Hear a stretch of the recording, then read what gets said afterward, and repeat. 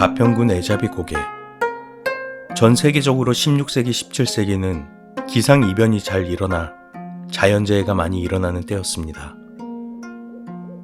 우리나라도 예외는 아니라 조선조 광해군 1년 1609년에 충청도 연산 땅에 지척을 분간할 수 없을 정도로 흙비가 심하게 내렸습니다.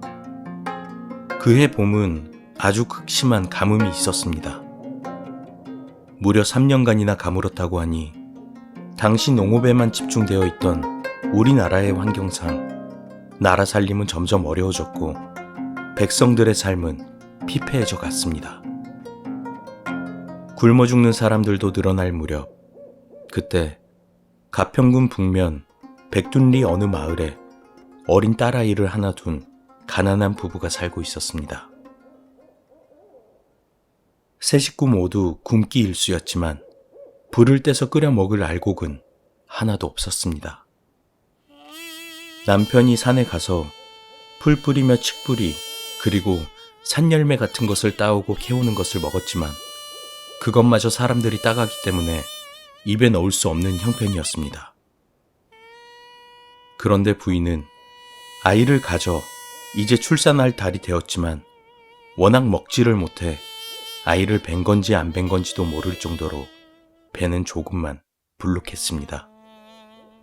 남편은 출산할 때가 되었으나 여기는 시어머니도 안 계시고 하니 친정에 가서 아기를 낳는 것이 좋겠다고 부인에게 제안을 했습니다. 그리고 부인은 그러기로 마음먹고 친정에 갈 채비를 차렸습니다. 어린 딸이 따라가겠다고 나섰지만 부인은 기운이 없어서 딸까지 데리고 갈 수는 없는 노릇이었습니다. 친정집에 가려면 고개를 하나 넘어야만 했기 때문입니다. 부인은 맥없는 발걸음을 한 걸음씩 옮겨서 겨우 고개마루에 올랐습니다. 며칠간 풀뿌리로 겨우 연명했으니 힘도 없는 데다 아이를 가졌으니 고개까지 오르는 것이 너무 힘들어서 나무 그늘에 앉아 쉬기로 했습니다.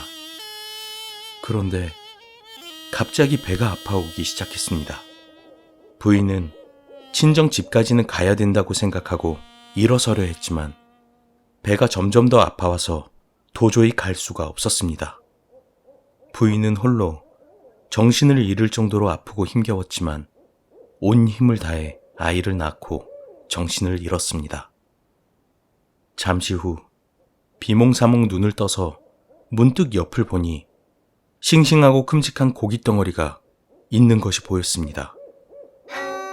허기가 진 부인은 정신없이 그 고기를 뜯어먹기 시작했습니다.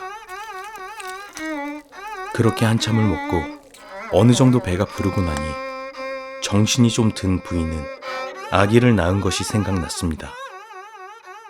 사내 아이인지 계집아이인지 보려고 옆을 확인하니 아기는 온데간데 없고 핏자국만 남아있었습니다.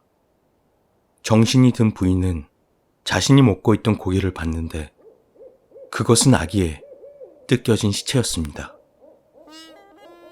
그때서야 자기가 낳은 아기를 잡아먹었다는 걸 안 부인은 오열하며 쓰러졌고 그대로 죽어버렸습니다. 지나가는 사람들이 부인과 반쯤 뜯긴 아이의 시신을 보고 기겁을 하였고 이 얘기를 들은 남편은 딸을 데리고 산으로 들어가 세상을 등졌다고 합니다. 그 뒤로 부인이 죽은 이 고개를 애잡이 고개라고 부른다고 합니다.